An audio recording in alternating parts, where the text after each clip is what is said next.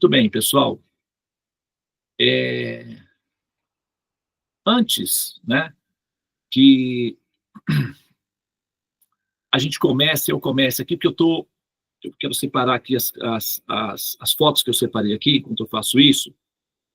Eu gostaria de saber de vocês aí,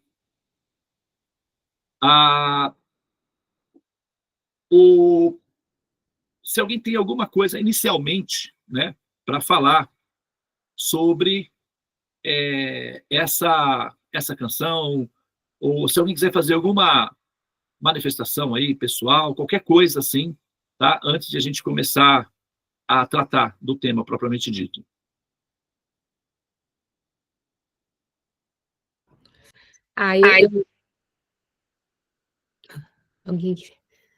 Eu achei ela é muito filosófica, muito profunda, as palavras, muita sabedoria, né, nessas palavras. Tá, e o que você pessoalmente já entende disso? O que você pessoalmente já conseguiu captar?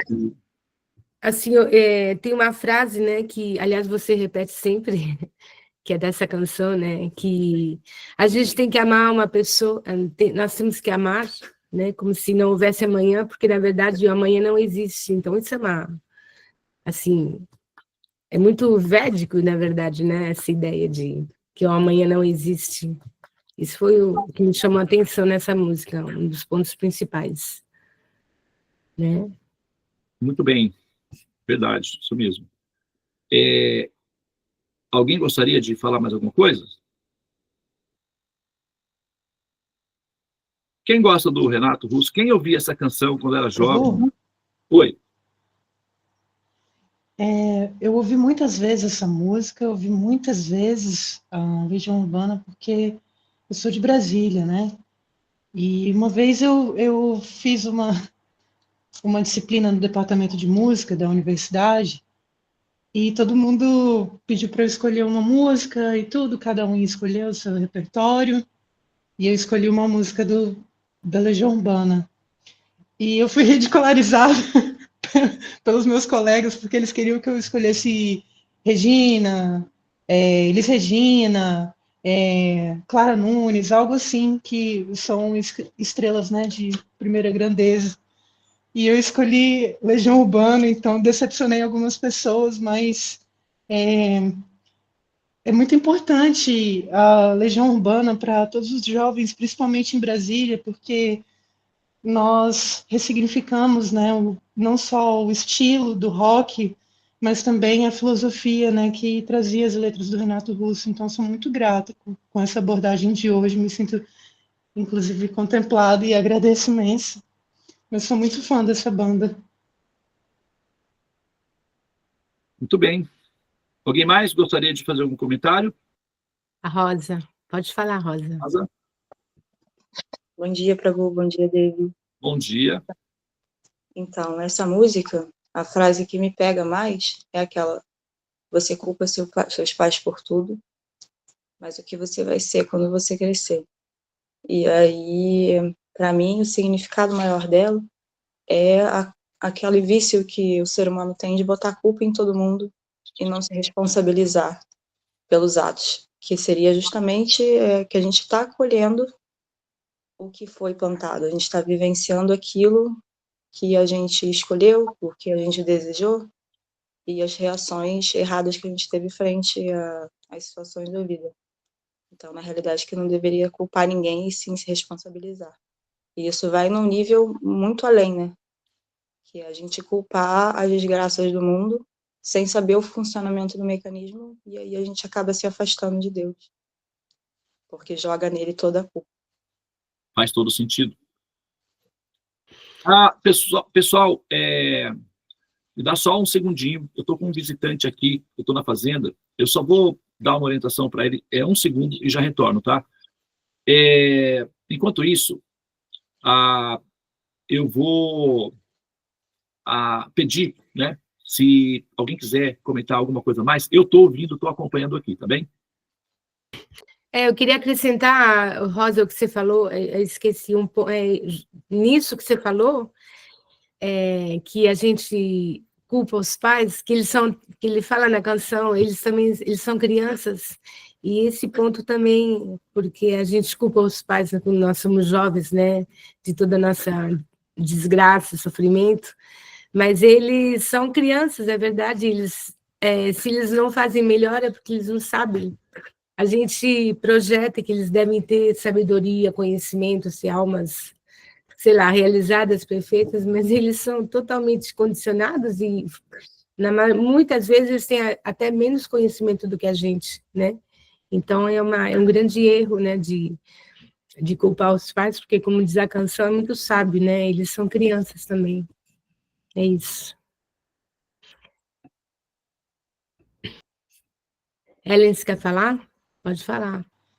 Você queria Sim, acrescentar? Ellen, eu gostaria de acrescentar também que, com certeza, isso que a Rosa falou tem muito a ver. Muitas vezes a gente não percebe que o sofrimento está para todos, né? Então, esse planeta, que é um planeta, né, de amadurecimento, traz todas as almas aqui para um único específico fim de aprendizagem, e nós muitas vezes achamos que a vida da outra pessoa é mais fácil que a nossa, simplesmente por julgar, não pela aparência, ou às vezes não só pela aparência, mas pela conta bancária, ou etc., né? Mas tantas pessoas em Brasília com tanto dinheiro, né? Essa música fala sobre uma criança, né? Praticamente uma amiga dele que se jogou do quinto andar e, enfim, dentro desse contexto, era uma menina que tinha depressão, mas tinha uma boa família, não lhe faltava nada, porque a maioria dos jovens em Brasília, né, principalmente da rede social do Renato Russo, tinham dinheiro e tudo, mas estavam ali borbulhando isso e refletindo sobre tudo, e o sofrimento está para todos, né? Então, nós devemos ser compassivos, não só com as pessoas que são desprovidas ou providas de algum bem material, mas todas sentem o mesmo. Então, da mesma maneira, a gente deve ser compassivo com os nossos pais, que também têm as mesmas dificuldades que nós. muito bom esse ponto, Ellen. A compaixão pelos pais, excelente. Kátia, pode falar, querida. Agora que eu prestei muita atenção nessa música, eu percebi que é um diálogo entre jovens, né? Cada um com sua dificuldade, com a forma de encarar seus problemas, suas demandas, e dentro desse diálogo, cada um foi se colocando, né? Sua postura, a, sua clareza na situação.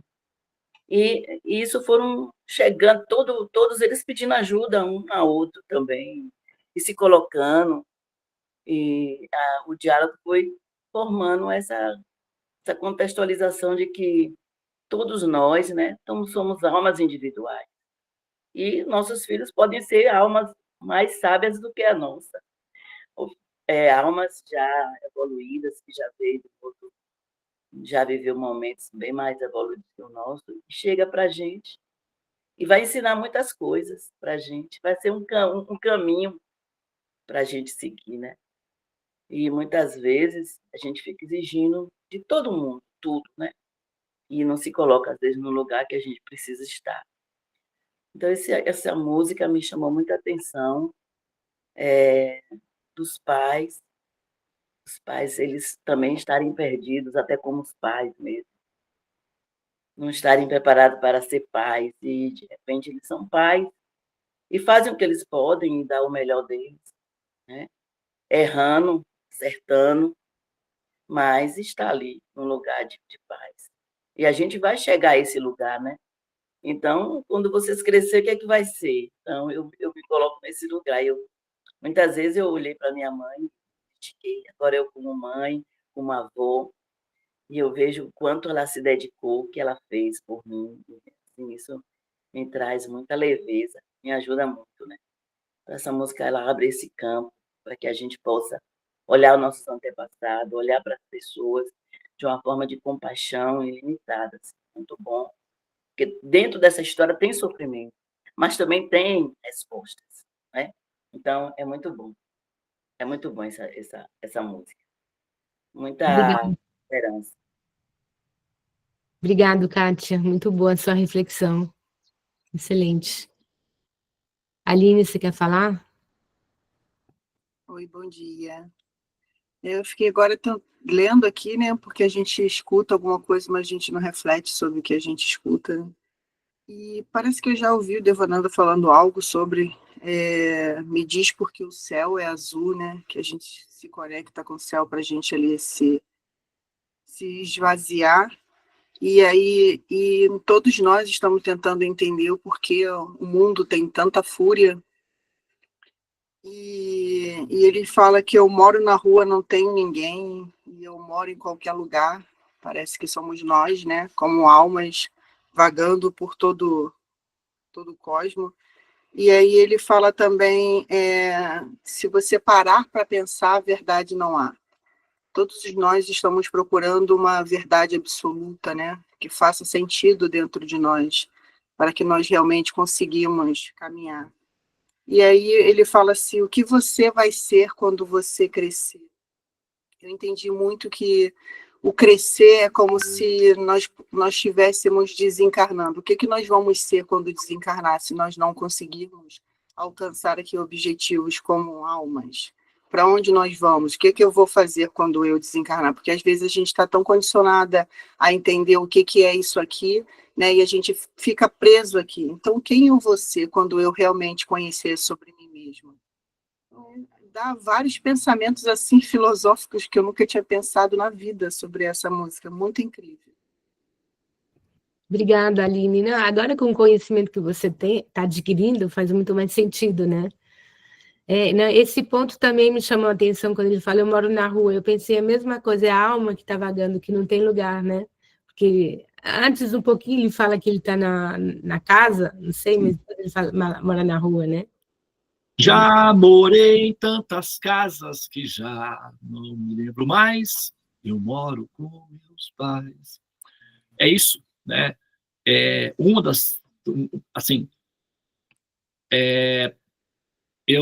então, eu gostaria muito, né? Se o Renato, por exemplo, estivesse aqui entre nós, por exemplo, eu faria a explicação do entendimento, né, da canção e pediria a opinião dele para saber qual a dinâmica dele em relação à própria canção. Mas a gente que, né, nós que sabemos, temos informação, né, dos textos védicos, da revelação védica, do download védico, dos arquivos védicos, que a consciência é um princípio permanente. Eu gostaria muito de não ter que lidar com esse som. Será que é do meu equipamento? Vocês estão ouvindo esse toquezinho aí que aparece de vez em quando? Incomoda vocês aí? Vocês estão ouvindo? Vocês ouvem esse toque? Não incomoda, é muito rápido. Não incomoda, muito baixinho. Não incomoda não, Prabhu. Não, é baixinho, não. Eu já fiz de tudo para desligar o som, porque tem um método que você clica lá e desative o som do site, mas ele não está obedecendo ao comando, então ele está querendo participar de qualquer maneira mesmo. Seu WhatsApp está logado aí no seu computador? Tá. Uhum. Então é o barulhinho do WhatsApp quando chega a mensagem. É só deslogar o WhatsApp. Mas se eu não tiver logado, eu não consigo compartilhar as letras. E eu não quero pegar... mas tem um negocinho que você aperta para ele ficar no mute, que aí não vai pro... Não conseguiu fazer? Não, é justamente disso que eu estou falando. Essa tentativa é que não está funcionando, porque eu já fiz isso, né, algumas vezes, mas não deu certo. Então a gente vai ter que tolerar mesmo, viu, pessoal? Vai ter que tolerar isso daí, cara. Banada, é o Renato que quer participar. Pode ser, tá? Eu vou fazer uma última tentativa, tá? Uma última. Se não, você me passa as fotos e eu faço upload aqui na conta da Sala dos Mantras e eu posso compartilhar, se você quiser.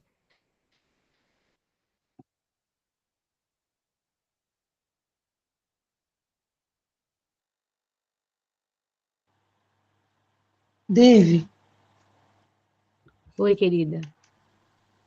poderia falar só mais uma última coisa que me veio? Pode?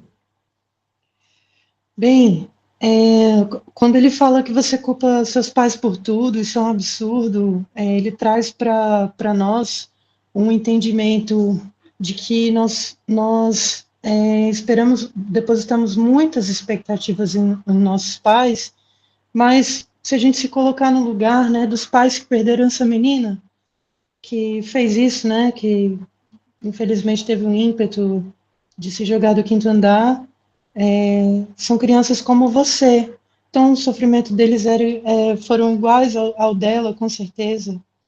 E quando ele coloca quantas casas, né? Já morei em tantas casas que nem me lembro mais. Ele realmente está falando do quanto a gente, quantas vezes a gente precisa vir a esse planeta, quantas vezes a gente precisa de uma cápsula para que a gente realmente possa entender que o sofrimento ele não pertence à alma. A alma ela é plena de bem-aventurança, né?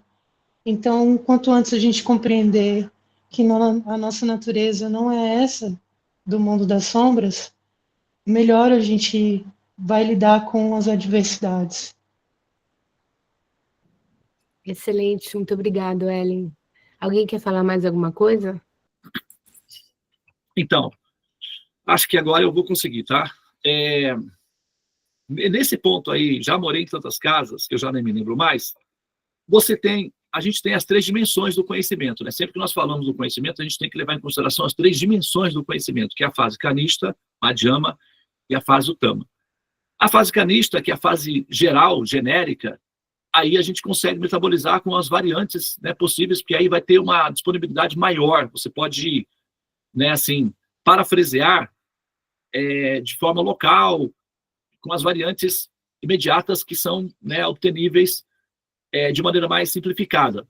A madhyama é que vai exigir um pouco mais de compreensão técnica dos detalhes específicos, como esses que a Ellen está apresentando, né, da menina que era amiga dele, morava em Brasília, o ciclo social e tal. Então isso é madhyama, porque aí você tem detalhes específicos, estudos, né, da biografia. Então isso já requer um pensador mais elaborado, que tem conhecimentos específicos de detalhes específicos que podem descrever aquela situação que está sendo metabolizada ali. Agora, a racionalização uttama, que é a parte mais elevada, ou hermética do conhecimento, requer metafísica, tá? Requer uma compreensão que justifique a criação do cosmos, tá? Requer um entendimento do... assim, nós precisamos... Uttama significa que você vai pensar de forma integral, ou seja, absoluta. Então, nesse caso, necessariamente, o pensador tem que se colocar na posição de Deus.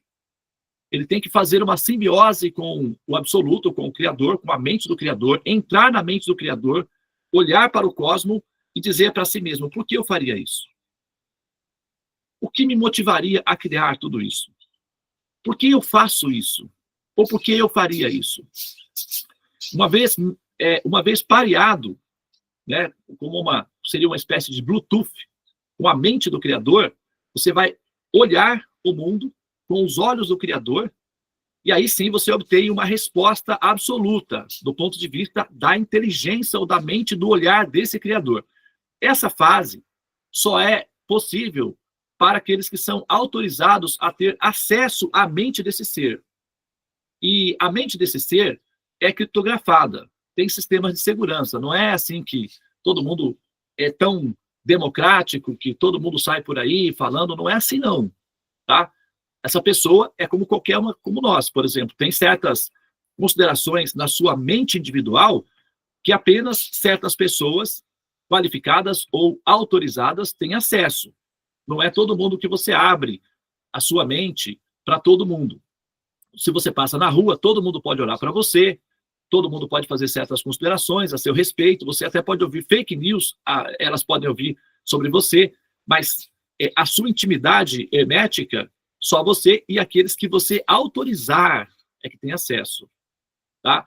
Então, se nós temos essa dinâmica de privacidade, negar essa dinâmica de privacidade à pessoa suprema é uma pretensão nossa e uma invasão da privacidade dessa pessoa suprema. É um erro de cálculo imaginar que simplesmente o fato de nós sermos reflexos desse Criador, desse ser central, nós automaticamente já temos direito à herança íntima da relação com essa pessoa, porque essa pessoa continua sendo uma pessoa, e como toda pessoa tem direito de ser uma pessoa, com reservas pessoais, e direito de apenas permitir amigos, pessoas queridas, aproximarem-se delas, assim como nós também temos esse direito, essa pessoa também tem. Ok? Agora, essa pessoa, ela pode ser conquistada? Bom, aí é o que nós vamos ver, né? Quais seriam os caminhos possíveis mediante os quais essa pessoa seria conquistada convincentemente e não religiosamente, protocolarmente, usando uma cartilha rígida, mas tendo uma interação orgânica, viva, né? Ou seja, como é que essa pessoa poderia ser tratada como pessoa e ainda assim ser conquistada como uma pessoa? Isso requer conhecimento metafísico, científico, sistemático primeiro. A gente precisa entender o funcionamento mecânico da mente dessa pessoa para interagir com essa pessoa de acordo com como funciona a mente dessa pessoa e aí, a partir daí, sentir ou perceber certas nuances que permitiriam uma interação vívida, ou seja, realística com essa pessoa, a ponto de também, inclusive, conquistá-la devido à sua, vamos dizer assim, à sua intenção verdadeira de amor, devido ao fato de você ser uma pessoa fundamentada ou predominada por amor e, ao mesmo tempo, predisposta a usar o seu tempo valioso e a sua inteligência para entender essa pessoa. Eu sou uma pessoa e, às vezes, as pessoas querem fazer amizade comigo porque elas veem que eu tenho algumas vantagens de conhecimento e elas querem fazer amizade comigo, mas elas querem fazer amizade comigo para me puxar para o mundo delas, para que eu favoreça elas com informações contínuas acerca delas mesmas. Como profissional, eu faço, porque eu sou um profissional e as pessoas, me fazem os dakshinas e aí elas têm o direito da minha atuação como profissional. Mas tem uma certa limitação. E às vezes a pessoa, enfim, por algum motivo, gosta de mim ou quer continuar conversando comigo, e aí, nesse caso, essa pessoa só consegue realmente o meu interesse por ela se ela demonstrar interesse por mim, pelas coisas, pelo meu mundo. Aí a gente se expande, a gente se aumenta, né? E a gente se entende assim. Mas quando a pessoa se desinteressa pelo meu mundo, pelos assuntos que são do meu interesse particular, e ao mesmo tempo quer ter uma relação pessoal comigo, eu entendo isso como uma infantilidade da pessoa. E eu, assim, o interesse, eu posso até dar atenção, mas por compaixão, por, sabe, o que eu posso fazer, mas não que aquilo atrai o meu coração. Aquela pessoa não atrai a minha atenção, não atrai o meu coração, porque ela não se interessa por mim, pelas minhas coisas, ela só quer me ter, é diferente. E qualquer pessoa tem o direito de, se reservar para apenas aqueles que demonstram interesse pela outra pessoa. Então, os interesses de uma pessoa inteligente, e o que é uma pessoa inteligente? Pessoa que gosta de aprender e se esforça para isso. Então, os interesses de uma pessoa inteligente, ela gosta de pessoas inteligentes, e pessoas inteligentes são dinâmicas, elas não são preguiçosas, elas gostam de se envolver, elas querem se envolver, elas gastam tempo, elas sacrificam o tempo delas. Todo mundo tem tempo, mas você sacrifica com aquilo que você quer, com aquilo que você se interessa. E se a pessoa não tem tempo para se sacrificar por aquilo que me interessa, por que eu deveria me interessar pela pessoa? É egocêntrico. Eu posso me interessar por compaixão, por respeito a uma alma condicionada, que está, etc. É uma questão de caridade. Mas ter o relacionamento de uma pessoa com base em ela ter caridade por você não é a parte mais nobre de uma relação de amor. Eu vou ser sincero com você. É um desperdício. Então, a nossa relação com o Supremo, com base meramente na caridade que o Senhor Supremo tem por obrigação de fazer por nós, porque ele nos fez, e agora ele está, tipo assim, enrolado na vida com a gente, então ele tem que, como aquele bichinho lá da casinha dos dinossauros, né, do dinossauro, Você tem que me amar, você tem que me amar. E pá, batia com a panela. O pai, não lembra disso daí? Tem isso daí ainda, não passa mais, mas tinha, né? O bichinho lá do dragãozinho que batia na cabeça do pai dele e falava, você tem que me amar. Uma família dinossauro, né? Era o Baby. Então. Nós somos o Baby, é isso então, o caso agora? Batemos na cabeça de você tem que me amar. Por quê? Porque você me criou, me fez. Agora, paga o preço do custo operacional. Você tem que me amar. Quer dizer, será que a nossa relação com essa pessoa vai ser sempre com base na infantilidade e também na, vamos dizer assim, na obrigação de ser compassivos e de oferecer misericórdia a nós? Eu acho que essa pessoa tem aí um sistema automático de ficar oferecendo misericórdia ilimitada numa máquina automática, alguma coisa assim, porque, sabe, se é isso, então, a relação, então fica entediante para essa pessoa. Eu acredito, eu ficaria entediado de ter que ficar dando atenção por obrigação a uma pessoa de maneira infinita e ilimitada. Seria entediante. O que eu faria? Eu faria uma máquina de mim mesmo, que parecia eu mesmo, para ficar dando atenção para essa pessoa infinitamente. É isso que eu faria, para poder ter paz de espírito e viver minha vida em paz e feliz. Só isso. Então, assim, não sei. Eu acho que a nossa relação com o Supremo, ela tem que ser inteligente. Ou seja, nós precisamos se interessar pela mente desse ser, para compreender a cabeça desse ser, para que a gente possa interagir com esse ser no mundo desse ser. Não puxar esse ser obrigatoriamente para dentro do nosso, como se ele tivesse a obrigação de me amar, ou, enfim, me tolerar, sei lá, o que mais, né? O que mais possa ser admitido aí. Mas, enfim, nós estamos fazendo aqui uma experiência Utama, o que significa que nós precisamos, para entender a dimensão, para expandir a dimensão das informações que a gente tem à nossa disposição para jogar o jogo, a gente precisa de colocar a nossa mente pareada, Bluetooth, né, pareamento, logar a nossa mente com a mente do Criador, para poder ter o olhar do Criador, para entender que as informações que estão aqui são fragmentos que podem ser expandidos, são fractais que podem ser expandidos ao infinito e ter valor absoluto. Sim, é que quando as pessoas falam que não há verdade absoluta, é porque elas não estão ligadas com uma mente absoluta. Uma mente absoluta, ela vai fazer considerações absolutas. Inclusive, até que se prove o contrário, uma afirmação absoluta, ela tem valor absoluto. Por exemplo, recentemente nós fizemos uma afirmação absoluta. Todas as almas, todas as consciências, não apenas na Terra atualmente, mas todas que existiram antes, que passaram por aqui antes, todas que estão aqui no momento, incluindo vírus, bactérias, sabe, elefantes na África, gênios, reclusos nos Himalaias, o que for, tá? Do presente, do futuro, ok? Não apenas desse planeta, mas de todos os planetas do universo, não apenas desse universo, mas de todos os universos possíveis, estão fazendo apenas uma única coisa. Parece que são muitas coisas que elas estão fazendo, na prática, todas elas se classificam dentro de apenas uma única e absoluta definição. Todas elas estão buscando a felicidade, e nós podemos provar isso de forma racional, não é uma afirmação esotérica, é uma afirmação racional, com base em observação, estatística, conhecimento, portanto, uma afirmação absoluta. Agora, para ter uma percepção absoluta, é preciso que a mente esteja, né, ligada na verdade absoluta. Então, sempre que nós ouvimos afirmações de que não há verdades absolutas, é simplesmente a gente sabe que aquela lente não tem funcionamento técnico de longo alcance. Então, está tudo bem, aquela fala é verdade, dentro, né, da fase em que ela está, por exemplo, o Madhyama. Então, aqui, a gente vai fazer, hoje, nós vamos fazer esse movimento de olhar, né, o mundo com os olhos do Criador, para ver se a gente consegue se acostumar com essa ideia aí, tá? E a gente vai pegar a canção, que é um fractal, e vamos expandir para esse olhar, com essa lente do absoluto, para ver o que dá, né? Se as duas peças se encaixam.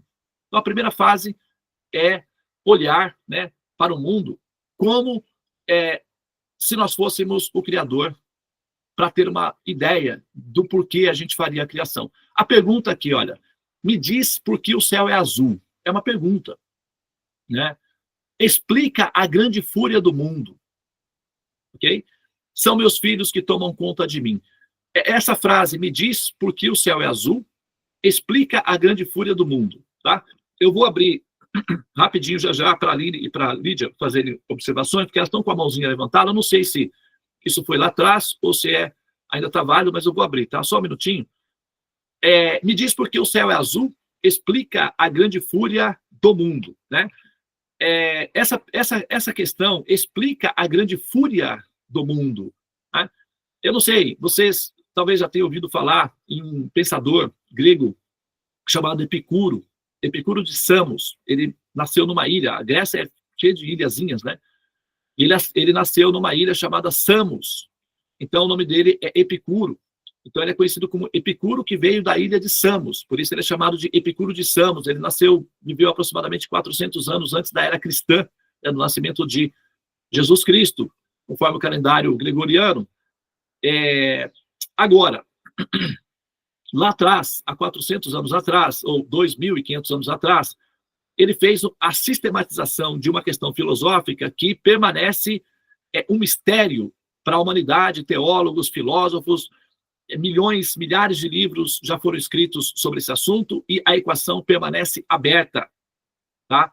E o nosso Tratado do Teorema dos Sonhos tem a prerrogativa de fechar essa equação e dar uma resposta racional definitiva para a questão que foi aberta lá atrás pelo pensador Epicuro, que permeou e atravessou a história da humanidade e até hoje permanece entre os filósofos, não apenas entre os religiosos, teólogos, mas também um mistério também para os filósofos. Inclusive, ele era um filósofo e ele apresentou esse mistério aí, essa questão, não é, que ele tinha com ele, e nós fazemos um estudo tanto da biografia do pensador, do Epicuro, mas também explicamos do ponto de vista da revelação védica qual seria a resposta oferecida de maneira racional para uma pessoa racional semelhante ao Epicuro e também semelhante a qualquer um dos pensadores humanos que eventualmente possam ter essa questão racional apresentada diante deles, que olha só, explica a grande fúria do mundo.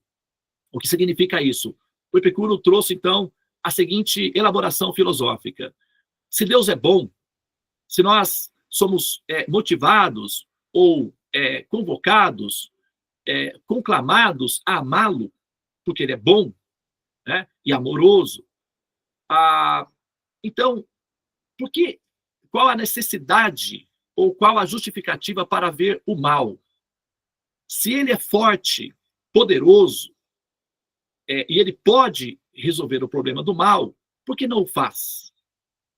Agora, se ele não pode resolver o problema do mal, então significa que ele não é potente, que ele não é poderoso o suficiente?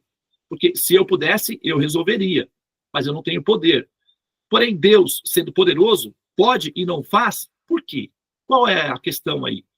Porque o mal existe. Qual é a função do mal? As pessoas sofrem, eu sofro, tu sofres, ele sofre, nós sofremos, e por que tem que haver a grande fúria do mundo? Explica a grande fúria do mundo. Então, o Renato, fazendo esse download, está replicando um download que foi feito lá atrás, há 2.500 anos, pelo Epicuro de Samos, que é por que o mal existe. Então, essa questão trazida agora, depois de 2.500 anos, fica definido que o assunto ainda está em aberto, tá? Não foi equacionado. E nós temos, né, o nosso Tratado do Teorema dos Sonhos, que é baseado na revelação védica, tem a prerrogativa de dar uma definição racional para essa questão que está aberta, mas que se conclui de maneira racional e satisfatória dentro do Tratado do Teorema dos Sonhos. Então, é realmente para pessoas que se interessam, né, por assuntos dessa natureza, tá? Conclusivos e definitivos. E aqui a gente vai dar uma breve explicação do porquê, né? Explicar o porquê essa grande fúria do mundo, né? Qual é a questão que está envolvida aí. E também nós vamos fazer aqui uma breve explicação do porquê o céu é azul, né? Para dar uma resposta não apenas ao Renato, mas também a todos os Renatos e as Renatas, né, que estão por aí, inclusive por coincidência, né? Renato significa renascido, né? Ou Renata, renascida, aquela que renata. Então, quantos Renatos tem por aí? Será que você é um deles? Será que você é uma delas? Será que você é uma Renata? Né? Nós temos pelo menos uma, né, propriamente dita, uma Renata Magna entre nós, mas será que é só uma mesmo que nós temos? Ou será que nós conseguimos nos parear aí nessa identificação? Quantos Renatos tem por aí? Quantas Renatas estão por aí, andando por aí, né, com outros nomes disfarçados, mas na verdade são todos Renatos e Renatas, né? Então vamos ver o que a gente consegue aí, tá? Me diz por que o céu é azul. Muito bem, eu vou pausar aqui agora, vou dar a palavra para a Aline. Eu acho que a outra pessoa não pôde permanecer na sala, já saiu, mas eu vou passar a palavra para a Aline e, na sequência, eu já vou entrar no tema. Então, fiz aqui uma contextualização inicial para a gente entender, né, um pouco aí. O objetivo dessa dissertação é explicar por que o céu é azul e também explicar a grande fúria do mundo. Porque toda essa canção está em torno do problema da fúria do mundo. Tá? É preciso amar as pessoas como se não houvesse amanhã, perdoa teu pai, né, tua mãe. Eles são apenas crianças sem conhecimento, lutando no mundo de fúria e, eventualmente, reagindo assustados com fúria. Né? Sempre que estive entre as feras, como feras me comportei. Então, ou seja, aqueles que sofrem abusos têm uma inclinação possível, não necessariamente absoluta, mas de repetir, ok? A repetir o problema do abuso para a próxima geração, né? Repetem, se tornam possíveis, né? Assim, abusadores também, sejam psicológicos, emocionais ou físicos. Não é uma estatística absoluta, mas existe um estudo que demonstra que existe uma inclinação para repetição, que é uma fúria contra o mundo, né? Então você recebe a fúria do mundo e aí você devolve essa fúria contra o mundo. Ou seja, 2 erros, será que fazem um acerto? Essa é a matemática mesmo? Olho por olho, dente por dente, como é que fica a humanidade? Cega e banguela? É isso? É assim, então? Seguimos adiante dessa forma, nos triturando uns aos outros, que parece que esse é o modelo que nós temos adotado por aí, né? Então, enfim, vamos ver, né, qual é essa questão aí, tá? Aline, você desistiu? Ou você mudou de ideia? Ou vai esperar para o final? Ela esqueceu a mão levantada. É porque eu já tinha feito essa pergunta, e aí eu esqueci a mãozinha levantada. Ah, tá, ainda bem que a mãozinha é virtual, porque, pobrezinha, eu... Já pensou? Você teria ficado igual aqueles yogis lá, que ficam com a mão assim, depois não conseguem mais voltar ao normal. Tem um yoga, muitos yogis na Índia fazem esse tipo de yoga, eles pausam a mão assim para sempre. Aí a mão fica, né, desidratada, a unha cresce, vira, e eles ficam assim a vida toda, como um vrata para alcançar siddhis, né, de poderes místicos. Felizmente nós não temos essa vertente aí, então, ok? Então vamos lá então. Me diz por que o céu é azul. Olha, o professor Einstein, se eu não me engano, até gostaria que, David, faz essa pesquisa aí para mim, paralelo. Procura lá qual foi o motivo pelo qual o professor Einstein ganhou o prêmio Nobel. Mas, perdão.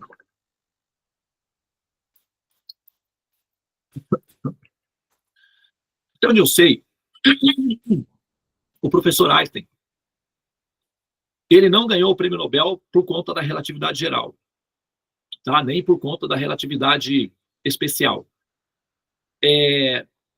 Ele ganhou o prêmio Nobel pelo estudo da luz.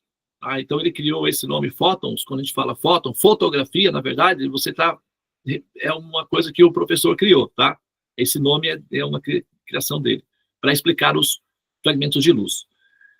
E, por conta dos estudos dele acerca da luz, ele acabou se deparando com um céu que já era uma questão da física há muito tempo atrás. E ele, então, né, gostava de montar quebra-cabeças. Ele decidiu, então, resolver esse enigma aí do porquê o céu é azul. E, baseado nos estudos de luz e gases que ele fez, ele, então, deu uma explicação técnica, científica, do porquê o céu é azul. Então, se nós queremos saber do porquê, do ponto de vista físico, do porquê o céu é azul, então, nós vamos precisar ir até o professor Einstein e perguntar a ele por que o céu é azul. Ele responde. o Einstein responde, né? Tem um negócio que fala, Freud responde, né? Freud responde. E aí, no caso, esse caso é o professor Einstein. Então, o professor Einstein, ele responde, ou porque o céu é azul. Então, a resposta do ponto de vista mecânico, ou do ponto de vista físico, está com ele, tá bem? Agora, o que nós vamos fazer aqui é aproveitar esse esforço do professor para ir dar o prazo seguinte. Por quê? O professor, ele respondeu o porquê o céu é azul do ponto de vista do porquê mecânico. Agora, nós queremos saber do porquê no sentido do para quê. Para qual função? Do porquê metafísico. Por que tem que ser azul? Qual é a definição, né?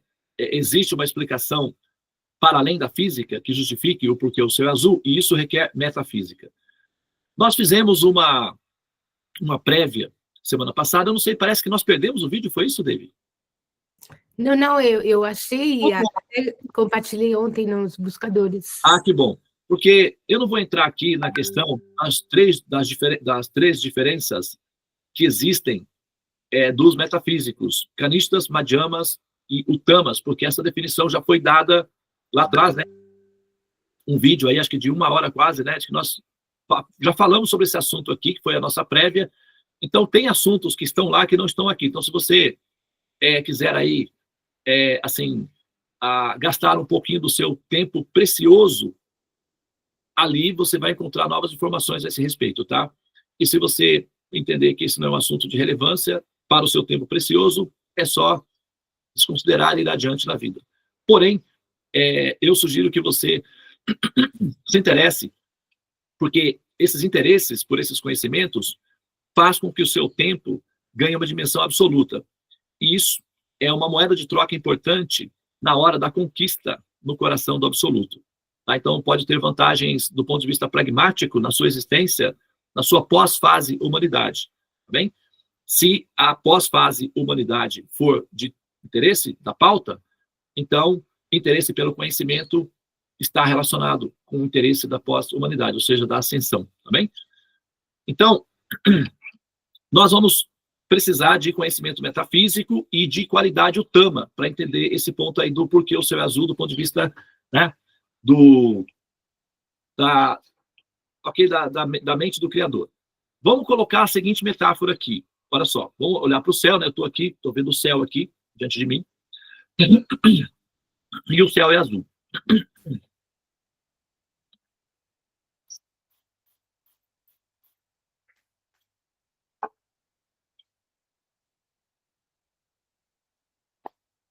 Agora vamos colocar a coisa da seguinte maneira. Vamos usar uma metáfora aqui.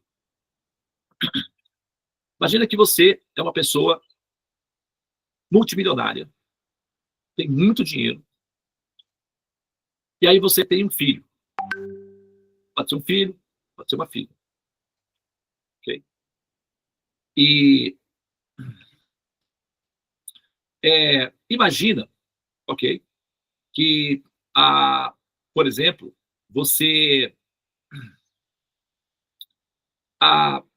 essa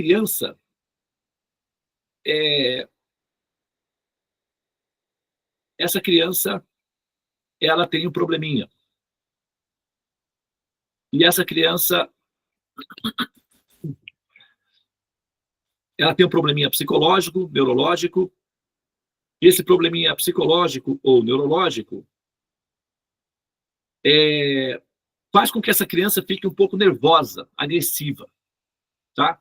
Então, vamos dizer que a situação seja a seguinte: ela tem uma hipersensibilidade neural e, dependendo do tipo de emoção que ela sente, ela descarrega correntes elétricas no sistema neural.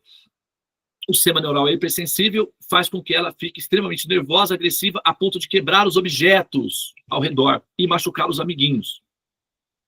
Então, você é chamada na escola e a escola diz que o seu filho não pode ficar porque ele é um pouco agressivo e ele precisa de atendimento especial.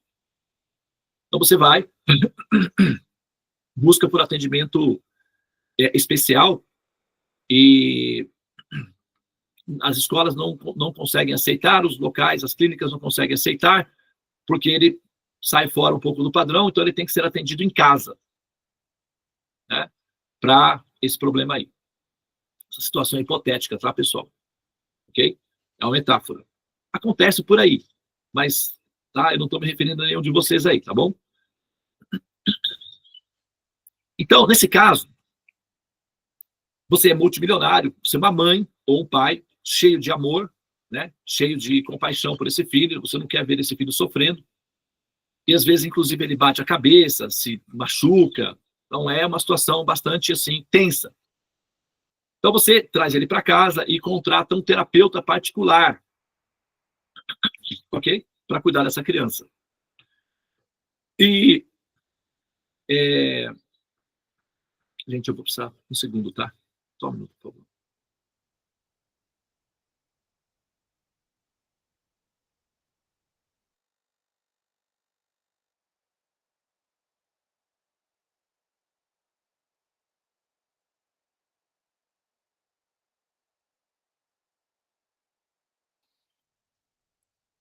Muito bem.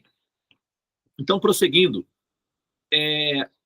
o terapeuta chega, né, o psicólogo, o psiquiatra, um grupo, vamos dizer que seja um grupo de terapeutas que estão olhando a criança, você tem condições de pagar, você contrata um grupo, eles vão cuidar dessa criança em casa. Então, eles pensam qual seria o melhor modelo para gerar uma logística ao redor dessa criança que ela pudesse, né, assim, que nós pudéssemos utilizar. Vamos imaginar que agora nós somos os terapeutas. Tá? Esquece você como mãe, vamos lá, mudar de personagem. Né? Atores fazem isso, né? Faz personagem de cachorrinho, depois vai lá, muda a roupa, faz personagem de elefante. Então vamos imaginar isso daí. Vamos deixar o papel de mãe, agora vamos ser os terapeutas, né, da criança. Inclusive, eu vou dar uma palestra em algum momento explicando a origem dessa palavra, terapeuta. Por que nós temos essa palavra? Né? Quem são esses terapeutas? O que é um terapeuta? Eu vou falar sobre isso daí em algum momento. Mas vamos imaginar que nós somos terapeutas agora. Aí, nós temos essa criança que é hipersensível, se machuca, bate a cabeça, machuca qualquer pessoa ao redor, e ela... Só que quando ela está estabilizada emocionalmente, ela age como uma criança normal. São apenas alguns momentos em que ela surta. Né? E a gente tem esse desafio aí. Então, nós queremos optimizar ao máximo o tempo, que nós queremos que essa criança se cure rápido para ela ser uma criança normal. Ela é uma criança que está isolada, porque ela não pode interagir com as demais, porque senão ela machuca as demais. E isso, né, pode ser um problema. Devi, consegue para mim o filme A Cela? Traz aqui, manda para mim no meu particular aqui, eu quero checar para ver se é o mesmo, que eu vou depois disponibilizar no grupo aí para quem quiser interagir um pouco mais e assistir esse filme, chama-se A Cela, que reflete um pouco do que eu estou falando aqui.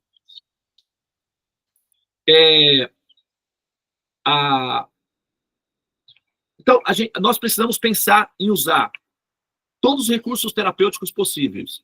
Som, cor, sabor, espaço. A gente precisa usar todos os recursos que nós queremos, tá?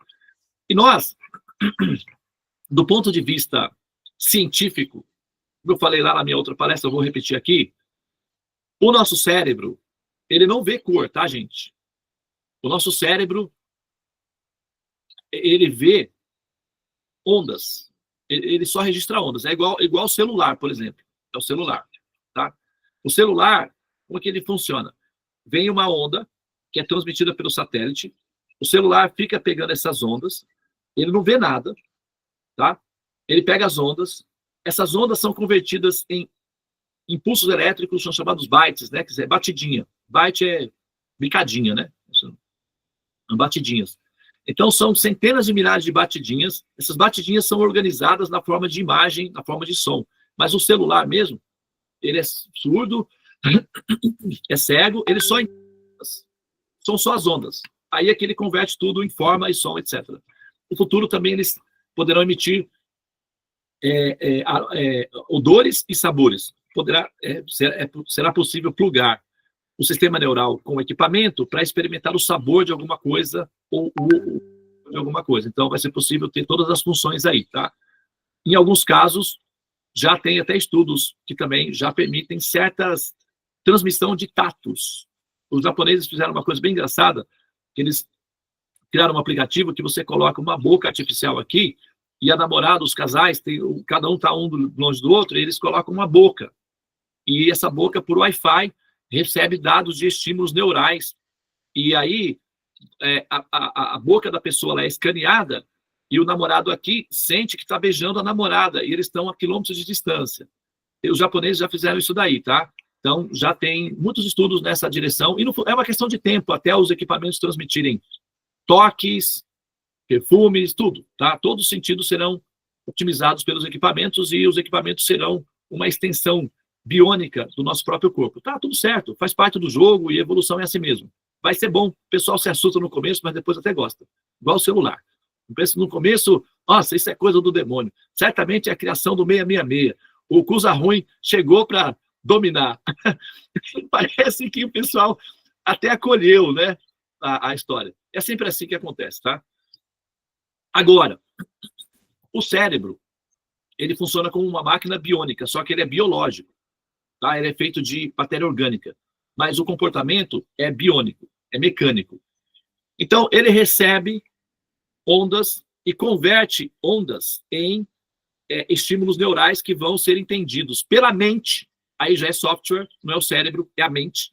Através das sinapses, que são as descargas de produtos químicos, a mente vai, então, experimentar sensação de tato, odor e visão. E o cérebro organiza isso na forma de processos matemáticos, que eu não vou entrar em detalhes aqui, mas ele dá conta. O importante é que ele dá conta. Não deixa ele dando conta lá, deixa ele fazer as matemáticas dele lá, vamos só curtir a paisagem aqui, que é o que a gente faz na vida.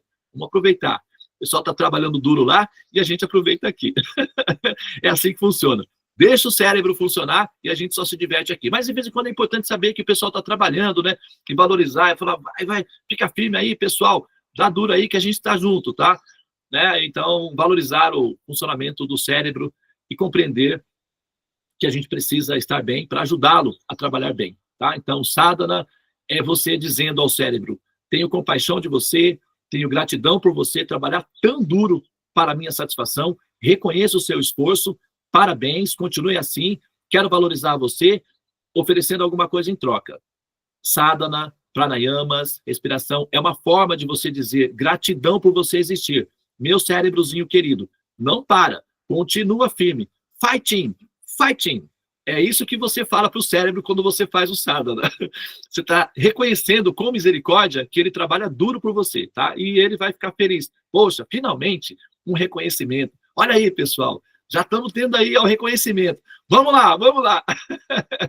E vamos trabalhar, gente. E os neurôniozinhos ficam super alegres, assim como filhinhos ficam felizes quando a mamãe dá palminhas. Muito bem, filhinho, você fez direitinho, parabéns, viu? Aí ele quer fazer mais, ele quer mostrar que sabe fazer, e assim as crianças crescem felizes.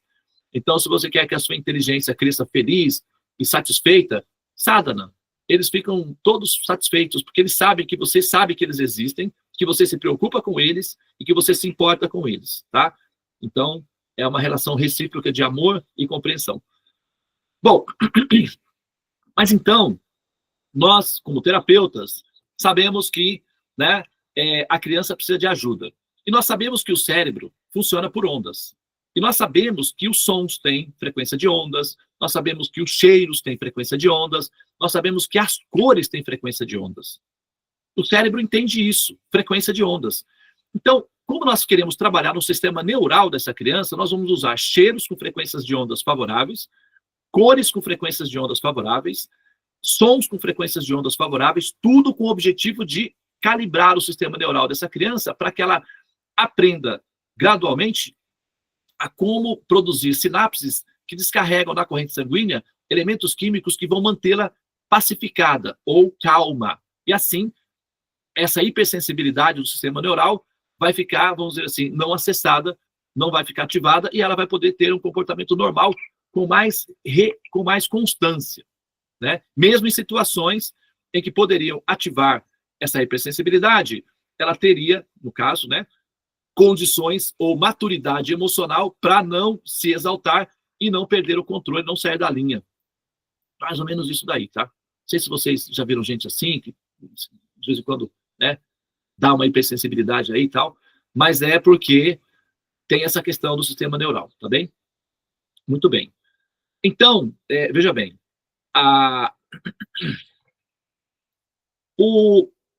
nós estudamos, né, nós vamos lá e estudamos para ver qual seria as cores que nós utilizaríamos no ambiente. Então, temos recurso, dinheiro suficiente, a gente vai replicar uma cidade com cachorrinho, com abelhas, com sapinhos, com lagos, com pessoas, sabe, com florestinha. A gente vai replicar uma cidade inteira, com pessoas, inclusive, só que são todos robozinhos que vão reagir como seres humanos normais, entendeu?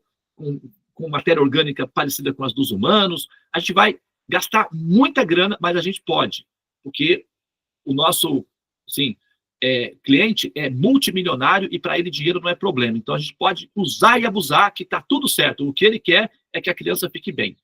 E vai gastar o que for necessário para isso. Então a gente cria robôs e tal, a gente faz uma Hollywood viva dentro do palácio dessa casa para que essa criança possa ter amizades, bichinhos e tal, e caminhar e ter experiências lúdicas de como reagir às emoções, etc, etc, né? Sem prejuízo, sem risco, porque se ele ficar nervoso e bater num cachorrinho, tá tudo bem, porque o cachorrinho é só um robozinho, ele se recupera, então a criança não vai estar fazendo nada de mal para ninguém, ou outro amiguinho, etc. E assim a gente vai, sei lá, conseguindo estudar as reações, enfim, levar adiante o projeto do processo educacional dessa criança. Então, nós estudamos as frequências de onda e agora eu vou apresentar um dado, né, de ciência, que é para vocês, né, considerarem o que eu vou falar na sequência. Já falei isso na outra palestra lá, vou repetir aqui também. Vocês se lembram de como é que eram as roupas dos prisioneiros americanos até a década de 70? Era listrada, né? Tem até o Tio Patinhas, tem 3, que o pessoal aí do submundo aí gosta, às vezes, de tatuar no peito, assim, os irmãos Petralhas. É Petralhas, né? É isso mesmo. Irmão Petralhas. É Petralhas mesmo, né? Aqueles irmãos Metralhas. Não é isso? Irmãos Metralhas. São 3 bichinhos lá que têm umas roupinhas listradas assim, que saem da cadeia. Umas bolas que eles andam carregando no pé, uma coisa assim. Irmãos Metralhas, do personagem do Tio Patinhas. Se vocês forem lá, vocês vão ver lá os bichinhos lá. E as camisas são listradas. Todas listradinhas. E o governo americano, vocês sabem que os americanos têm uma Shakti, que é uma inteligência sobrenatural para ganhar dinheiro. Não sei se vocês já ouviram falar em americanos ricos. Vocês, né? Os americanos são ricos. Então, como é que eles conseguiram fazer isso? Eles herdaram dos ancestrais, dos dinossauros, que deixaram dinheiro para eles. Foi isso? Os americanos são ricos porque eles são inteligentes. Eles jogam o jogo de maneira agressiva, eles são muito espertos, eles dobram todo mundo e ganham dinheiro. É assim que eles são. Não tem como falar que não é. Eu até gostaria de falar que ser o contrário. Mas nós temos que admitir que os americanos são muito mais inteligentes que a média geral do mundo para ganhar dinheiro. Como eles conseguiram isso? Tem que estudar o sistema neural, toda essa coisa aí, que não é o nosso caso aqui. Mas eles sabem ganhar dinheiro. Tem uma questão astrológica também, né? Eles ficam no norte. E o norte é regido por Mercúrio. E Mercúrio significa dinheiro. Inclusive, na Bolsa de Valores deles, eles têm lá um touro na frente do prédio da Bolsa de Valores. E o touro é o signo de touro e é regido, né, é a casa 2, que significa dinheiro. Então, eles estão envolvidos com isso daí sutilmente, eles talvez não saibam disso, mas eles ficam no norte, e o norte significa dinheiro, é regido por Mercúrio. Não vou entrar nesses detalhes aí agora, tá? Eu sei que eles ganham dinheiro, vocês sabem também. E aí, eles, no sistema prisional brasileiro, se fosse aplicado aqui, né? O sistema prisional americano, eles ficaram pensando, e aí eles chegaram à seguinte conclusão: olha só, nós estamos gastando muito dinheiro porque tem violência sexual nas prisões, as famílias processam o Estado tem que gastar dinheiro com atendimento psiquiátrico, esses caras ficam todos assim, magoados, sofridos a vida toda, e a gente tem que ficar, né, pagando os atendimentos. Não tem nenhuma forma de a gente resolver esse problema na raiz, diminuindo o índice de agressividade sexual? Será que tem alguma coisa que a gente pode colocar na comida? Não, na comida não pode, que é contra a lei. Então não dá, né? Não tem alguma outra forma de a gente usar algum método de indução neural que eles fiquem mais calminhos, sem violência sexual, e possam só conversar, jogar cartas, ao invés de ficar planejando fazer coisa com outra pessoa, vamos pensar nisso daí, então. Porque a gente pode poupar dinheiro, né? E então aí o governo vai, contrata uma equipe e diz, se vocês conseguirem uma solução, nós pagamos muito bem a vocês. E aí, né, motiva uma galera. Então esses pensadores, psicólogos, neurocientistas, sociólogos, se reuniram e estudaram o mundo inteiro, as variantes do mundo inteiro, durante uma década, para saber como eles conseguiriam uma forma legal de entrar na mente dos prisioneiros e controlar a mente dos prisioneiros para que eles se acalmem e diminua a tendência ao desejo erótico, portanto, à violência sexual. Eles precisavam entrar na mente dos prisioneiros e isso tinha que ser feito de maneira legal, sem infringir as leis. Então, não podia colocar remedinho na comida, não podia dar choque elétrico, nada disso. Tinha que ser feito de maneira legal, para que o governo não fosse processado. Muito bem. Então, eles estudaram o mundo inteiro, os países, as pessoas, etc., os grupos do mundo inteiro, e eles verificaram que, do mundo inteiro, os mais autocontrolados, do ponto de vista da sexualidade, eram os monges indianos. Os monges indianos. Não eram nem necessariamente os monges gerais, eram os monges indianos. Especificamente os indianos. E os monges budistas, eles, na verdade, eles bebem da cultura da Índia, né? O budismo nasceu na Índia, se espalhou pela Ásia, mas é cultura védica. Então, budismo e monge indiano é a mesma coisa, porque eles são da mesma cultura, da mesma fonte. Então, eles entenderam que os monges indianos, não os monges dos mundos gerais, porque existem algumas violências sexuais, de um modo geral, no mundo entre os monastérios, né? A história mostra isso daí. Então, não é que é monge e já é o suficiente, não. Eles identificaram que eram os monges indianos que tinham esse autocontrole. Então, eles foram estudar esses monges indianos. Estudaram tudo, alimentação, modo de vida, e eles não podiam colocar alimentação vegetariana, não dava para pôr, sadhana, não dava para aplicar, porque o sadhana só pode ser feito, só dá certo quando ele é feito voluntariamente, de maneira consciente. Apesar de que os prisioneiros são obrigados a acordar cedo, por volta das 5 e 6 da manhã, é que vocês são, né, afortunados, vocês nunca foram para a prisão. Mas aqueles que vão para a prisão sabem que acordar cedo faz parte da rotina de uma prisão, tá? Mas então, mas o sadhana, sentar, meditar, isso é outra coisa, não dá. Então, eles começaram a observar que todos os monges usavam uma roupa da mesma tonalidade, que é o salmão. Eles ficaram curiosos. Eles foram estudar as cores. Qual era a frequência de onda da cor salmão? E eles identificaram que a frequência de onda, a matemática produzida por essa cor, ou a matemática de fundo que gera essa cor, tem um efeito neural que estimula o sistema neurológico para produzir sinapses que fazem com que a pessoa tenha menos libido, menos impulso sexual. E eles ficaram estudando isso por muito tempo e encontraram que está aí a solução. Cromoterapia. É um processo de longo prazo, não é imediato, mas vai funcionar. Fizeram os estudos e tal e aplicaram, apresentaram a proposta para o governo americano, e o governo americano aceitou a proposta e mudou a cor das roupas dos prisioneiros americanos de metralhas para monges indianos. Então, se você for em qualquer prisão americana, atualmente você vai ver um monte de mongezinhos involuntários lá na prisão. Eles usam a cor dos monges indianos, a mesma cor, que é o salmão. Isso aí, pode até pegar uma foto aí para colocar no grupo para ver, que é assim mesmo. Você pode ir lá e procurar, não, Devananda, eu quero ver. Eu quero ver, eu sou daqueles que, tem que ver a foto. Então vai lá, tira a foto lá que você vai ver. Os americanos usam a roupa dos monges indianos. Depois de 10 anos que o governo americano mudou a cor, só por mudar a cor da roupa, ele identificou que 30% dos casos de violência sexual diminuíram, e das violências sexuais que permaneceram, somente casos muito graves, extremos, de pessoas que já tinham essa tendência fora da prisão, ainda permaneciam, porque aí esse caso aí realmente era de isolamento crônico.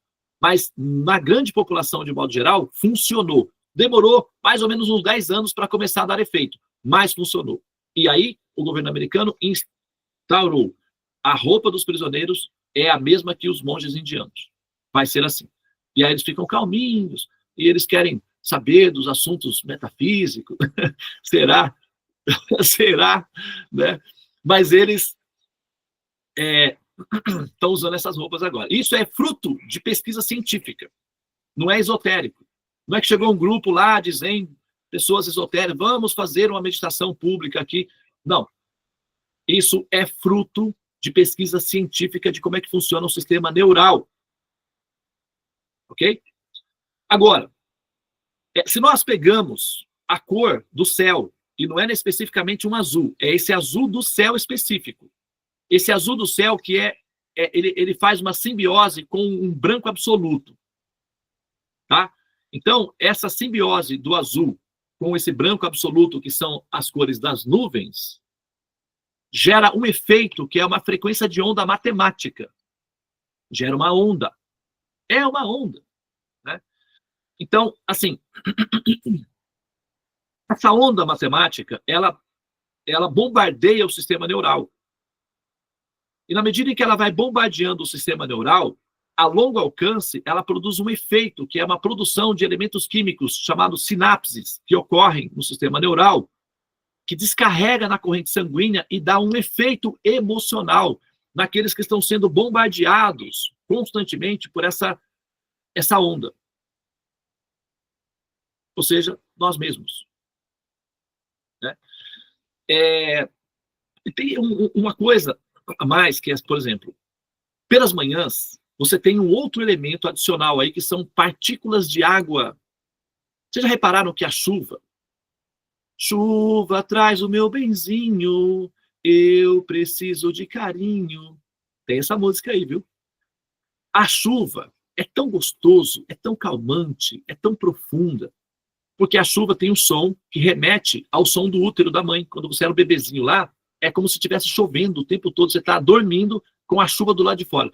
Tem gente que coloca sons de chuva para dormir. Eu, por exemplo, sou uma dessas. Agora que eu moro aqui na fazenda, eu nem preciso tanto, porque a chuva de lá de fora já entra no meu quarto.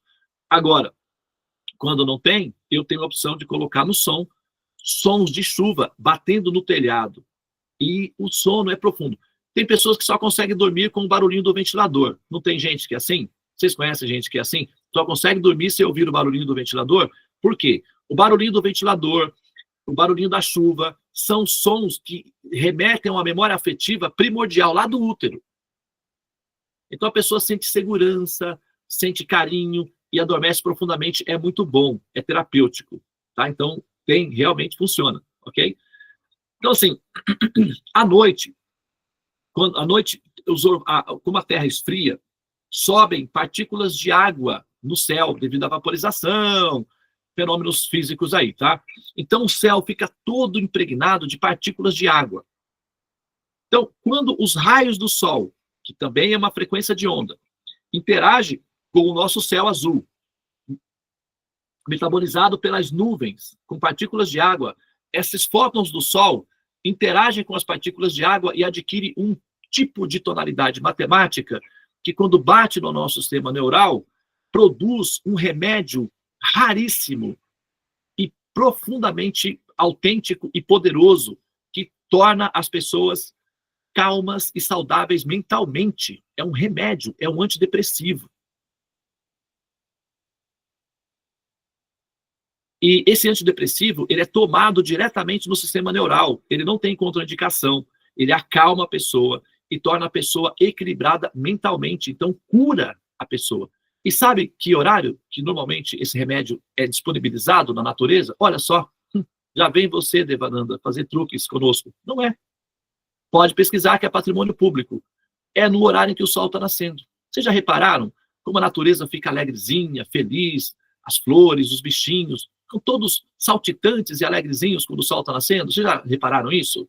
É o efeito do remédio que está sendo aplicado nos pacientezinhos, que são os habitantes da Terra. É por isso que estar dormindo nesse horário é uma peninha, porque passa o horário do remedinho. Ai, que pena. Aí a pessoa fica assim, um pouquinho, né, nervosinha durante o dia, estressadinha e tal, cansa, dá desgaste emocional, dá aquelas microdepressões, é uma peninha. Mas, quando a pessoa está desperta durante o sol nascente, ela toma o remedinho. Ela não percebe, mas ela toma o remedinho. Porque esse remedinho, ele é aplicado pela pessoa, que é o terapeuta principal, que está cuidando dos pacientezinhos. Né? Então, vamos chamar esse terapeuta aí de criador. Ele já criou esse mecanismo para cuidar dos pacientes lá embaixo. Ele sabe que esses pacientes são filhinhos nervosos, que surtam, eventualmente, aqui, né, a gente não tem mais tanta experiência disso hoje, atualmente, no mundo, porque, né, o mundo evoluiu tanto que já não tem mais isso daí. Mas, antigamente, tinham pessoas que surtavam, de repente, ficavam nervosas, queriam brigar, e não sei o quê, e já, sabe, essas coisas, né, do passado. Mas tinha isso, entende? Então, os habitantes humanos, eles costumavam, né, ser nervosinhos, queriam fazer guerras, machucavam um ao outro, e jogava bomba, e tudo isso eram coisas, né, de crianças hipersensíveis no sistema neural, que, por conta dos brinquedos, ou seja, das propriedades, brigavam entre si e se machucavam entre si, jogando bombas um no outro e fazendo essas coisas aí. Então, eram crianças extremamente, assim, necessitadas, especiais, e precisavam de um ambiente especial para serem tratadas. Entende? Então, agora, voltando lá atrás, nós, enquanto terapeutas, eu sei que a dinâmica aí está meio rápida, né? Vira elefante, vira árvore, muda os personagens e tudo. Mas, gente, vai dar certo, viu? Fica tranquilo, vai dar certo. Então, agora, voltando lá como terapeutas, ok? Nós sabemos que a função mecânica do universo é científica e o sistema neural é um sismógrafo que recebe estímulos. Então, vamos estimular esse sistema neural aí, usando cor. A gente vai criar uma cidade, um mundo artificial para essa criança. Que cor no teto nós deveríamos colocar com base nos nossos conhecimentos neurais? Preto? Vermelho? Né? Amarelo choque? Né? Rosa choque? Não é? Então, talvez azul. Um azul com uma frequência matemática que é um azul claro. Como é que se consegue um azul claro? Com pequenas tonalidades de branco misturado ao azul. Nuvens, talvez, quem sabe? Né?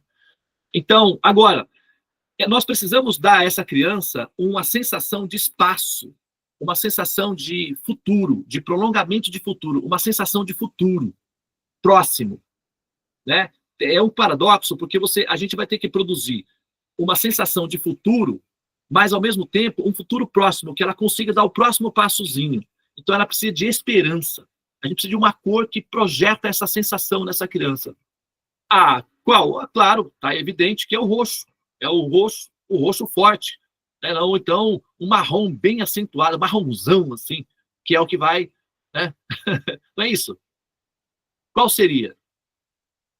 Vocês estão vendo essa foto atrás da Devi? O que tem ali? Árvores, né? Árvores. E por que essas árvores não podem ser brancas ou amarelinhas? Por que predomina o verde? O que tem esse verde? Será que o verde tem uma matemática envolvida por detrás, aí, um plano de fundo, um projeto racional? Verde esperança, olha só. Tem até isso também, né? Então, um verde esperança, olha aí. É porque o verde, ele remete a essa sensação de que tudo vai dar certo. Respira, né? E respirar é o quê? Quem respira? São as árvores que respiram.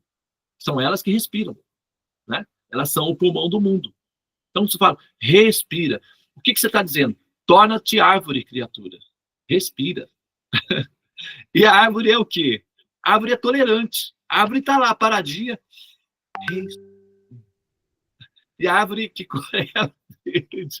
Então, você precisa de uma tonalidade que dê a sensação de esperança e de autocontrole.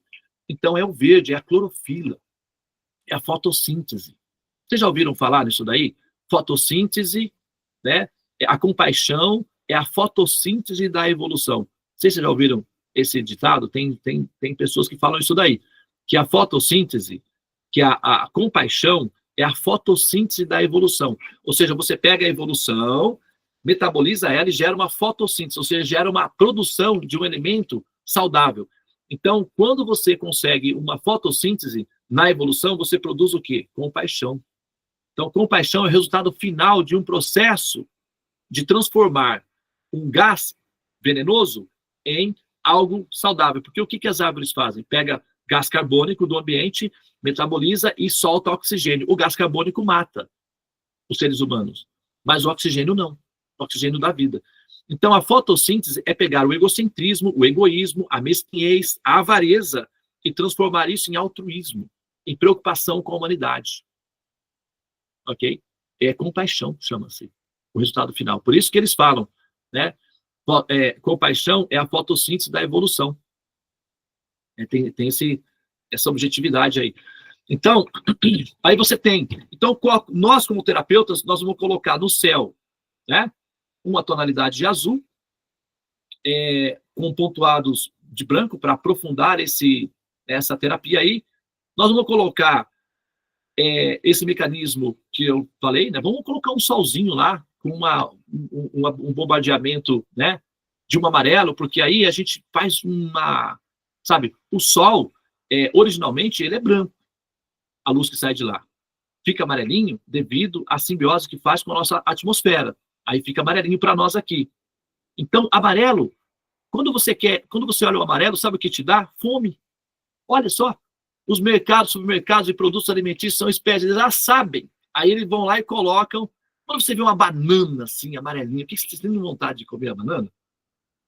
O abacaxi, aquele abacaxi amarelinho. O amarelo tem um efeito psicológico que nos dá fome. Então, meninas, corram do amarelo, tá? Não use amarelo, senão você engorda, que dá fome. Você não sabia disso, né? Por isso que você tá gordinha aí, ó. Você só tem roupa amarela? Poxa, troca o guarda-roupa. Eu não posso falar nada porque eu tô usando amarelo. É por isso que eu tô ficando gordinho também. Tá vendo só, David? Vou parar de usar esse manto aqui, que esse manto aqui tá me sabotando. Não, é que o amarelo realmente, ele dá alegria, ele dá fome. E uma pessoa que sente fome é uma pessoa saudável. Quem sente fome está saudável. Quem não sente fome está com probleminha. A criança, quando não está sentindo fome, a mamãe não fala: "Que foi, meu filho? Eu vou levar no médico." Você tem que... Por quê? Tá com probleminha. Então, o amarelo estimula a fome. E aí você joga o amarelo, ela vai ser bombardeada por gotículas de água que tem outras funções. Isso vai, quando chega lá no sistema neural, é um remedinho completinho, um coquetelzinho, que os neurôniozinhos tomam esse remedinho, eles ficam super felizes. Por isso que o sadhana faz tão bem para você. Você se sente outra pessoa, porque é um remedinho. Esse remedinho é tomado sempre pelas manhãs. E quando chega às 7 horas, já não tem mais o remedinho disponível. É uma pena. Se a gente ensinar os pacientezinhos a tomar esse remedinho, eles ficam bons com o tempo. Demora um pouquinho, cerca de 3 meses aproximadamente, tomando o remedinho, já dá efeito. Tá? Muito bem. Então, nós colocamos azul, solzinho amarelo, né? E um verdezinho nas flores e tal, beleza. E aí, isso daí vai ter uma função terapêutica sobre a criança. Vai demorar um pouquinho até a criança se estabilizar? Tudo bem. Faz parte do jogo, porque você vai lidar com o sistema neural, é um negócio complicado mesmo. Mas com o tempo, vai funcionar. Talvez isso explique a durabilidade do universo, né? Por isso que ele tem que ser tão longa duração, assim. Quem sabe, né? Para fazer efeito o tratamento. Então, se nós somos... Agora vamos olhar para nós, agora vamos mudar o nosso personagem. Vai pegar o personagem principal, é a apoteose. Vamos assumir o personagem Deus. Então, nós temos muitas alminhas que saíram de nós. Ok? Elas não têm culpa nenhuma disso. Se você perguntar para qualquer alminha, dizer: "Mas você, hein? Você não podia ficar quieta, não, é? Você não podia, né? Você tinha que, né? Conseguiu, né? Finalmente, né? Você conseguiu aparecer." A alminha, pobre, você não sabe de nada. Ela apareceu só. Aí, estou aqui. E agora? Ela não sabe de nada. Ela não tem culpa nenhuma. Ela só, de repente, existo. A que será que isso se destina? Será que termina tudo em pizza ou na cajuína, em Teresina? Existo. E agora? Eu quero isso. Ok? Então, quer dizer, sabe, vou dar uma aguinha aqui. Será que o fato de água ter um sabor místico tem a ver com essa terapia em andamento? Vai que, pode ser que sim, hein? A gente mexer aí, acaba descobrindo detalhes, tá? Então, a durabilidade do universo tem a ver com essa terapia em andamento. Então, nós somos Deus. Então, essas alminhas, elas saem de mim, elas não têm culpa de nada. E elas, inclusive, são muito parecidas comigo. Elas têm o meu jeitinho, a minha tonalidade, só que elas são pequenininhas. Elas são fofinhas. Mas elas são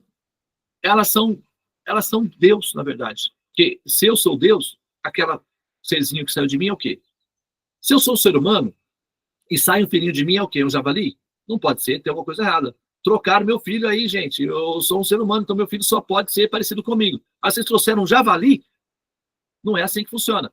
Então, um peixe gera peixinho. Uma árvore gera árvore. Um javali gera javali. Elefantes costumam ter filhotinhos de elefantes. É muito comum isso daí. Tá lá, todo mundo pode ver. Logo, se eu sou Deus, o que sai de mim, naturalmente, é Deus. Não é normal isso daí. Ok? Então, vai sair bolinhas divinas. Bolinhas, centelhas divinas.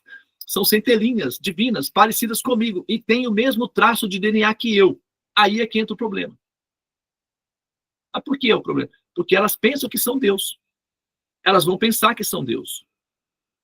Elas vão ter certeza disso, inclusive. Né? Tem um pessoal que faz uma piada, né? Com os argentinos, né? Aí eles falam assim, todo mundo diz Miami, quando quer se referir lá àquela cidade dos Estados Unidos. Todo mundo fala Miami, mas os argentinos vão dizer Miami. Ou seja, esses realmente têm certeza de que são. E nós não falamos que Deus é brasileiro? Ah, Deus é brasileiro. Nós falamos isso, né? Então, as alminhas, elas têm certeza de que são o centro da criação, intuitivamente, e que são Deus. Mas elas têm culpa disso? Se um peixinho disser, eu sou um peixe, você vai chamar a polícia para ele? Você vai dizer para ele, vai chamar no divã, vai falar, filhinho, presta atenção, vamos conversar. Não, ele está certo. Então a alma pensa que ela é Deus, ela está errada? Não, é simplesmente o resultado de um DNA que está em andamento, ela não tem culpa de nada, ela só apareceu com isso daí. Só que o problema é o seguinte, é que a alminha, ela vai pensar que é Deus, mas o problema é que ela não é a única. A vizinha dela, que também é uma alminha, está pensando a mesma coisa. E aí o que vai acontecer? Como é que vai ser decidido quem é Deus? No tapa? Eventualmente até tentam. Chama-se guerras. Para decidir quem é o poderoso. Eu sou o Gengis Khan. Ah, mas você não está sabendo de nada? Está aqui o Stalin. Quero ver. E eu? Não contaram comigo, com a minha astúcia? Eu sou o Hitler. E aí por aí vai. E quem vai ser quem aqui? Vamos ver, vamos resolver isso como? No tapa. A gente resolve no tapa. Para ver quem vai ser o mais grande, o maior, o maioral. El grandioso. Aqui estou eu, el poderoso. Quer dizer, as almas condicionadas, as alminhas, as centelhinhas, elas vão partir do princípio de que elas são poderosas. Não é? As meninas não falam poderosa, olha, poderosa. Está empoderada, hein, amiga? Não tem isso daí? Ó, amiga empoderada. Aquela empoderada. Poderosa. Ela fala, aquele é poderoso, hein? Aquele é o cara. Esse cara sou eu. Tem isso também, não tem? Então, quer dizer, a alma condicionada, ela vai partir do princípio de que ela é empoderada, ela é poderosa, ela é senhoral, magistral, grandiosa. Esse probleminha não seria um problema se ela fosse a única. Mas é como tem outras, então elas vão disputar entre si. Elas vão se bater entre si. Elas vão se machucar por conta disso. Agora imagina que nós somos Deus. A gente já sabe que vai dar esse rebu aí, vai dar esse rolinho. Elas não têm culpa. Aí o que a gente vai fazer para resolver esse assunto? Bom, deixa elas se resolverem no tapa. A gente cria o mundo, joga elas tudo lá dentro e elas que se decidam no tapa. Aquelas que sobreviverem, a gente pega. As que não, larga para lá. É assim que a gente resolve esse problema, não é isso? É assim que a gente faz? Imagina que nós somos Deus, então nós temos compaixão e amamos essas alminhas profundamente, porque elas são fofinhas, elas são criancinhas, elas só são criancinhas, elas não sabem de nada. Mas nós temos que resolver o problema, porque, como elas são criancinhas, Deus, aí o problema é nível Deus. Então você tem que ter uma solução nível Deus, para resolver um problema de natureza nível Deus, que são as alminhas que pensam que são Deus. Mas o Deus sou eu. Só que elas acham que são. Só eu não tenho problema de ser Deus, porque eu consigo controlar a situação, eu já tenho meu sistema neural calibradinho. Eu não tenho ninguém para disputar comigo. Eu estou de boa. Mesmo que tenha alguém parecido comigo, a gente fica de boa, não tem problema. Mas elas vão brigar entre si. Então, o que nós podemos fazer para resolver isso daí? Bom, eu não quero que elas briguem. Nós somos Deus, nós somos a equipe, nós somos Deus. Então a gente não quer que elas briguem entre si. Qual seria o melhor modelo para elas poderem viver essa sensação de que são Deus, viver essa teoria de que são Deus? Isso vai passar, porque cada vez que elas assumirem uma posição de grandiosa, vai ter 28 do lado querendo derrubar ela para tomar a posição dela, vai ser cansativo. Ela vai desistir dessa teoria de ser Deus e vai entrar na vibe do paz e do amor. Vai demorar um pouquinho? Ah, vai. Então a gente vai precisar de um ambiente com durabilidade elástica. Vamos chamar isso de eternidade. Universos eternos, sei lá o quê, trilhões de anos, que é o tempo que a terapia vai demorar. Então a gente cria um universo com trilhões de anos, com distâncias grandes, que são as distâncias universais, para preservar os grupinhos longe um do outro, porque quando se junta muito perto, Então vamos manter os grupinhos separados. Então a gente cria galáxia aqui, galáxia ali, coloca eles longe um do outro para não dar assim. E aí, a gente trabalha com os grupos isolados, que é mais fácil se misturar tudo, vira um rebu impossível. Então, vamos manter eles longe um do outro. Boas secas fazem bons vizinhos. É por isso que você olha para cima, o ETzinho, tá tão longe, que pena, hein? Podia a gente ter um contato. Haha, que contato.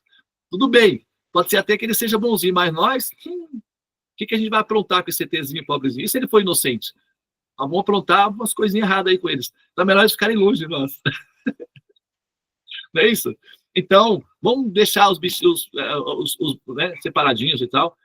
Então, a gente cria um universo que são vários compartimentos, mantém os pacientes separados em grupos. A gente vai tratar com eles assim. Só que a gente vai colocar eles lá dentro. Precisa realmente? A gente pode simplesmente induzi-los a sonhar. Mais prático. Porque eles sonhando, eles podem cometer todos os erros, podem inclusive se matarem. Porque eles vão querer, assim, tem hora que eles vão sentir vontade de pegar o outro e esganar. Então, vai ser necessário um ambiente onde eles possam esganarem-se uns aos outros para poder satisfazer essa vontade, essa necessidade de apertar o pescoço de alguém. E, eventualmente, essa vontade se torna tão perigosa a ponto de eles realmente fazerem isso daí e matarem-se uns aos outros. Então, vai acontecer. Portanto, é melhor um sistema onírico. Sugestão neural, um sonho, por exemplo, seria mais interessante do que deixar elas se machucarem diretamente, porque se elas se machucarem, eu me machuco, porque o meu amor por elas sente a mesma dor. Eu não quero vê-las. Você não sente dor quando o seu filhinho machuca o dedinho? Você não fica tristinha? Seu cachorrinho, qualquer que seja aquele que você ama? Então, imagina que você é Deus vendo as suas alminhas se machucarem diretamente. Como é que você fica, o seu coração? Imagina que você tem muitas alminhas, muitos filhinhos e filhinhas se machucando. Como é que fica seu coração aí nessa situação? Bem dolorido, né? Então, para evitar, não seria melhor colocá-las para sonhar e sonhando num mundo simulado? A gente pode chamar esse mundo de Maia, ilusão, qualquer coisa. Mas uma simulação. E aí elas podem entrar nesses mundos criados ilusoriamente e sonhar que são Gengis Khan, que são Madonna, que são popstar, estrelas, um grande jogador de futebol. E aí, essa alternação, a gente pode alternar essas posições com um sistema de renascimentos contínuos, que aí você vive um, dá espaço, aí vem outro e vive. Todo mundo consegue a posiçãozinha elevada de ser Deus, o grandioso, satisfaz esse desejo, e depois elas vão para a parte do paz e amor. Quando elas ficarem bem mansinhas, calminhas, a gente reintegra elas nas sociedades normais. Aí elas podem voltar a viver normalmente com as demais, que já são tratadinhas. O que vocês acham? Nós somos Deus. Será que a gente poderia aplicar esse método? Olha, se você tem um filho e ele quer aprender a pilotar um helicóptero, você vai tem duas escolas. Uma escola, ele vai entrar no helicóptero e vai aprender diretamente no helicóptero, tem o risco de ele cometer erros e cair e se machucar. E na outra escola, tem um simulador em que ele vai simular e ele vai poder correr todos os riscos, cair tantas vezes necessário, mas ele não se machuca. Qual das duas escolas você colocaria seu filho, que você ama muito?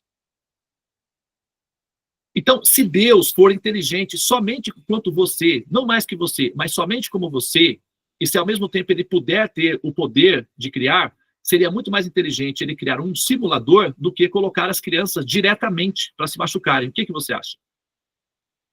Será que nós somos mais inteligentes do que Deus? Será que nós somos emocionalmente superiores a Ele? Porque nós colocamos nossos filhos em simuladores para aprender coisas perigosas. Mas Deus não. Colocaria diretamente que é para elas se machucarem bastante. E aí ficarem magoadas e machucadas e dizerem: não te quero, não te amo, ou então fingir que ama. Se Deus for inteligente, realmente como nós pensamos, então a criação não é uma realidade objetiva, é uma simulação.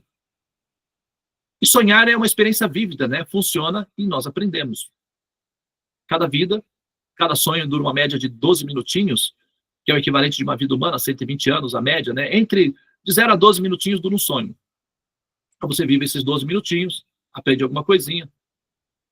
Se você ainda não conseguiu satisfazer o seu desejo de ser um Deus controlador, vai conseguir, é uma questão de tempo.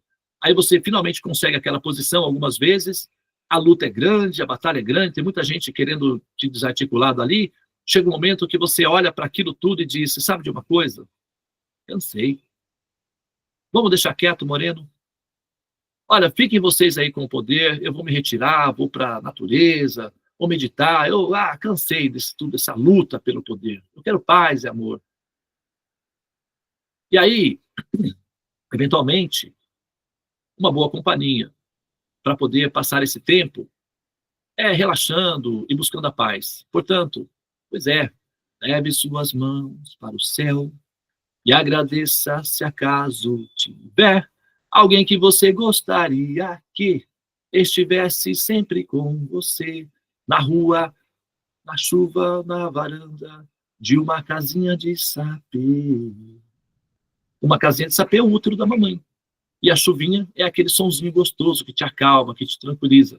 Normalmente uma casinha de sapê fica na natureza, né? Cheio de verde, com céu azul. Então, o que essa pessoa está querendo? A terapia que está em andamento. Finalmente, ela reconhece uma terapia em andamento, absorve a terapia. Quando ela está já calibradinha, nós podemos tirá-la da terapia e reintegrá-la para a convivência no mundo normal. Faz sentido ou não? Bom, o que acha, Aline? Você é uma estudante de neurolinguística, né? Se você fosse o Renato Russo, se você fosse, né, pensando mais ou menos, não tem a necessidade de ser realístico, tá? É só um chute hipotético, porque a gente não conhece muito bem ele e tal. Mas você acha que ele aprovaria essa compreensão? Ou você acha que isso responderia a pergunta para ele? Para ele, basicamente, eu não sei o conhecimento que ele tinha de profundidade, mas que para nós que somos estudantes aqui, como todos, sim, ouvindo a sua explicação, nós temos uma diferente base da letra da música. Agora que ele estava em devaneio, um devaneio bem inteligente. Estava comigo, porque eu sou devananda e eventualmente eu devaneio. Mas tudo bem, tá? Sempre assim, consciente. Agora, veja bem, então quer dizer, para os Renatos, para os Renatinhos e Renatinhas aqui presentes, a resposta foi concluída, então. Sim.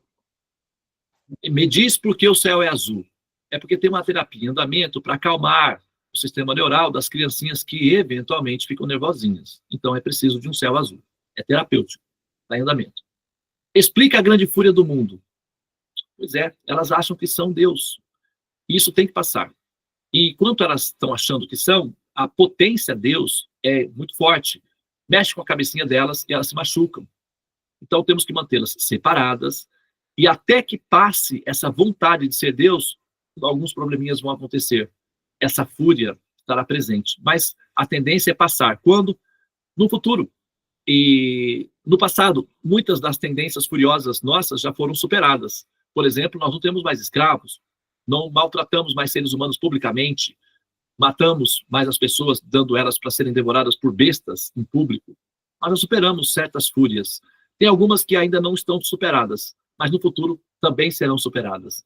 Por exemplo, a nossa fúria contra os animais, matando-os e devorando-os. Um dia isso vai ser superado, né? Se os animaizinhos que são devorados por nós, né, as vaquinhas, os porquinhos, os coelhinhos, os bichinhos, cangurus, sabe, jacarés, pudessem se reunir, eles diriam, olhariam para os olhos dos seres humanos e diriam: explica a grande fúria do mundo.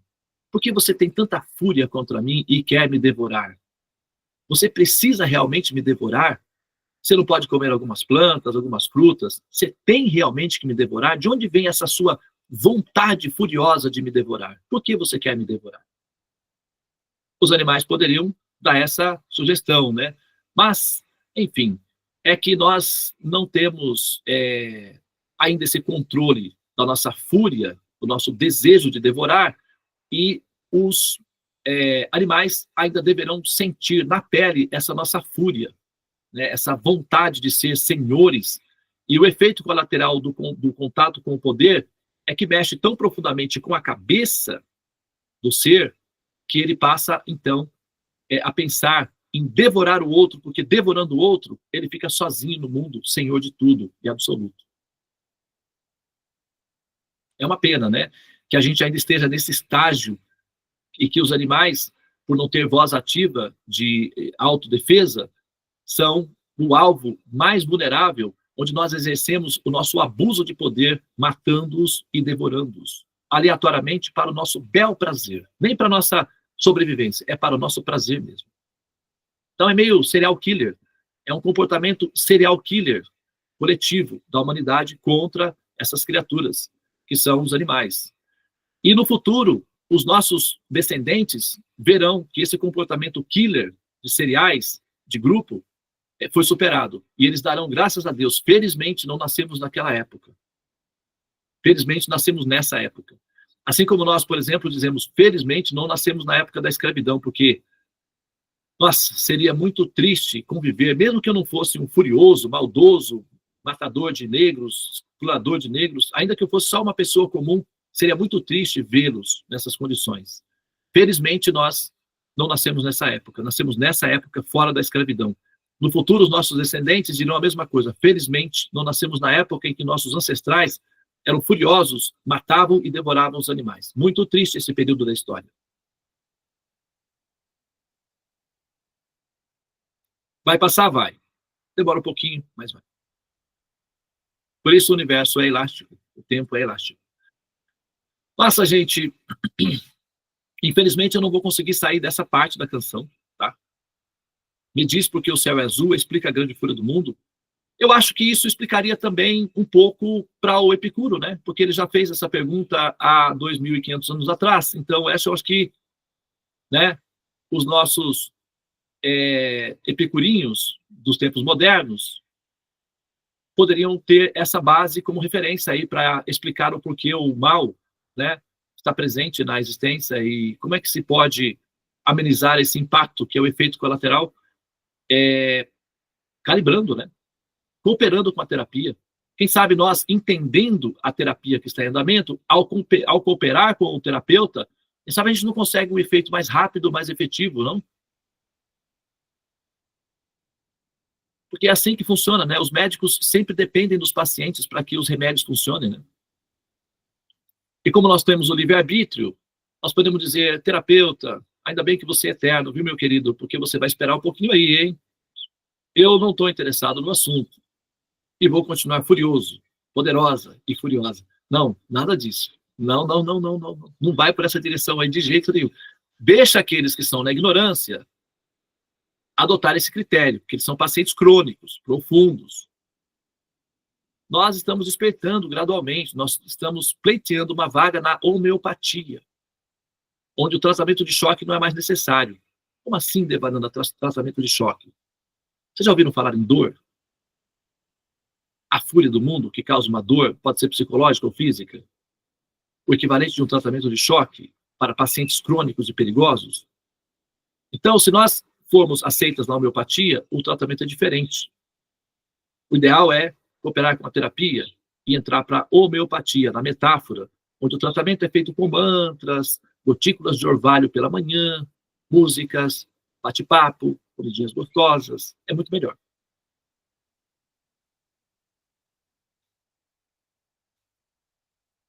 Ok? Eu acho que assim, o passeio nessa canção merece uma segunda versão para a gente explorar as outras partes da canção, porque não saímos da primeira ainda. Né? Vamos fazer um retorno? O que vocês acham? Porque aí a gente pode ver, por exemplo, olha essa daqui, ó. Vou mudar aqui. Olha essa daqui, por exemplo. Vamos pegar aqui. Olha essa que curiosidade, ó. Meu filho vai ter nome de santo. Quero o nome mais bonito. Como assim? Isso parece uma frase aleatória, descontextualizada. O que significa isso? Meu filho vai ter nome de santo. Quero o nome mais bonito. De onde é que ele tirou isso daí? O que significa isso? Né? Dá para mexer nisso daí, hein? E agora, com o plano de fundo em andamento, sabendo que uma terapia está em andamento, sabe? Dá para a gente mexer nesse assunto aí. Quem sabe a gente não consegue transformar esse fractal numa informação absoluta. Ok? Não é divertido você aprender? Conhecimento é prazeroso. Tá? Nós somos Vaishnavas, nós somos Vaishnavas, ó. Nós somos aprendizes do Supremo e uma tendência ao Vaishnavismo, que é outro assunto, mas nós não somos alienados. E nem dá para ser consciente ou espiritualista sendo alienado contra a espiritualidade ou contra a criação humana, que é um reflexo dessa evolução espiritual. O que a gente tem que fazer é unificar as realidades e não manter separado um mundo transcendente de um mundo chamado material. Nós precisamos de uma unidade para entender do ponto de vista unificado, e para isso nós precisamos parear a nossa mente com a do absoluto.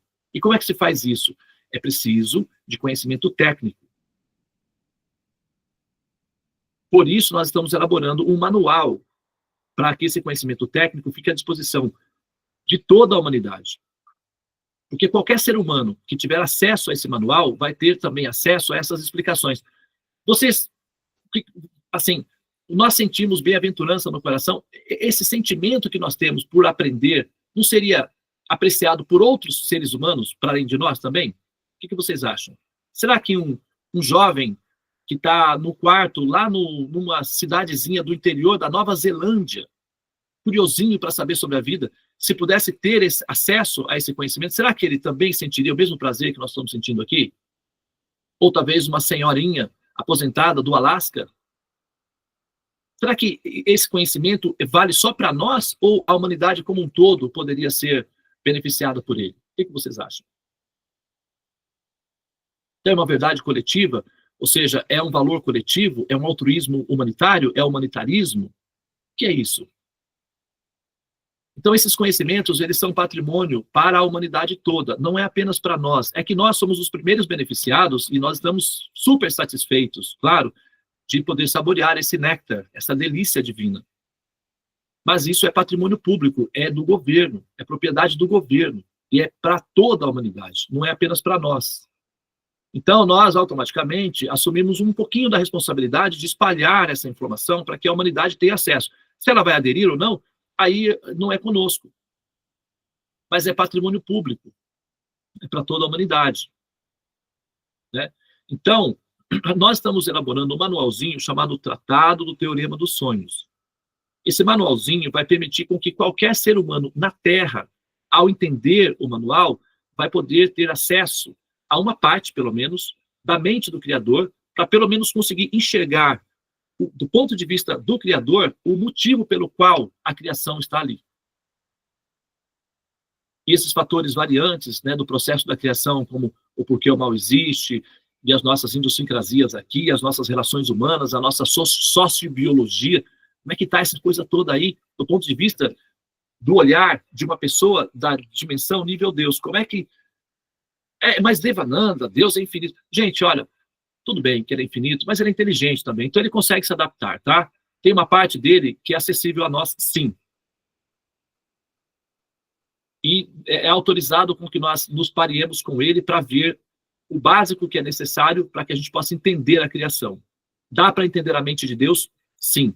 Só precisa ter o conhecimento técnico de como fazê-lo. Dá para sair do Rio de Janeiro e chegar na Índia? Nadando? De caiaque? Não. Mas se você tiver um barco ou um avião, aí já muda, né? Então não é que é impossível sair do Rio e chegar na Índia. Só é preciso equipamento técnico adequado. Então, dá para compreender a mente de Deus? Não. Por quê? Porque ele é infinito, inacessível. Bom, se você tiver equipamento inadequado, ok, talvez não. Mas se você tiver equipamento adequado, é possível sim. Esse equipamento adequado para compreender a mente do Criador chama-se Vedas. É que ele é um pouco complicadinho. Então, o que a gente está fazendo? Nós estamos fazendo uma adaptação facilitada para que qualquer ser humano nível médio, que é a nossa condição, tenha acesso a essa tecnologia que permite com que ela faça o link com a mente do Criador para ver com os olhos do Criador a criação. E aí você vai ter um olhar compassivo com relação à humanidade, porque é um projeto compassivo que está em andamento. Chama-se Maya, ou simulação. E na medida em que nós tornamos os pacientes conscientes da terapia, eles podem cooperar com a terapia e, assim, optimizar o processo terapêutico e sair da terapia o mais rápido possível, que esse é o objetivo da criação. É uma terapia em andamento e o objetivo é que seja feito por simulação de realidade. Nós chamamos de mundo material. Ok? Muito bem, então vamos aguardar, né, que a Devi vai organizar para nós o retorno, a sequência, né, dessa série. Então, acho que vão ser talvez 3 ou até mais que 3 vídeos, né, porque a gente vai tentar zerar ou finalizar na próxima vez, mas já tem um vídeo, agora tem esse, né, nós vamos ter uma playlist no nosso canal que vai ficar disponível com todos os vídeos relacionados com esse arquivo e ficar disponível aí, tá bem?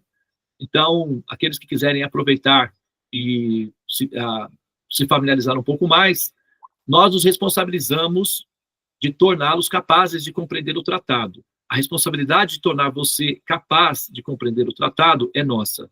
O que nós precisamos é que você se disponibilize e sacrifique o seu valiosíssimo tempo para nós. Mas essa é uma decisão sua, baseada no livre-arbítrio. Você não é obrigado a fazê-lo, mas sempre vai ouvir o convite, tá? A gente vai continuar convidando, porque é aquela história, né? Água mole em pedra dura, quem sabe fura. Um dia, né?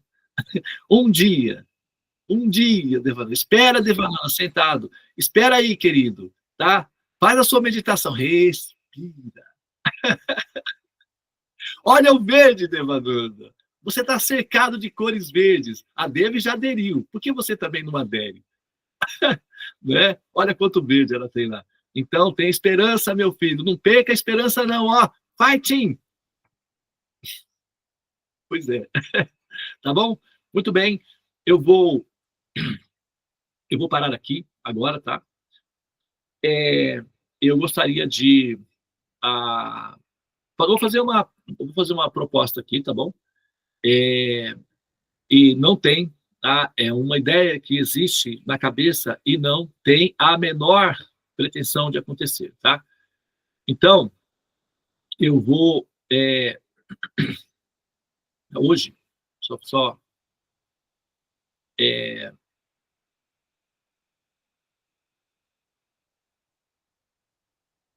eu ver aqui.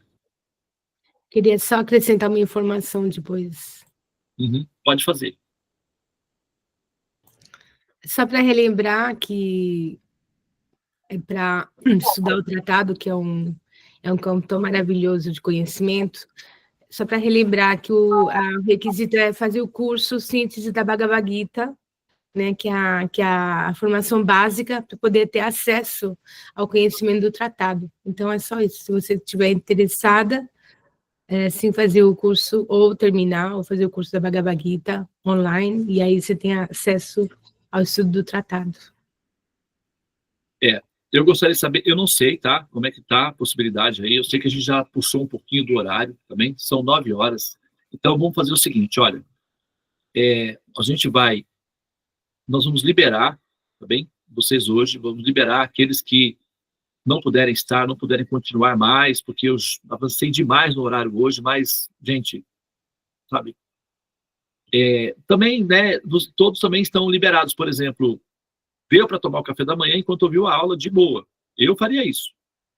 São 8 horas da manhã. Cara, eu vou tomar um cafezinho aqui. Vai, Devananda.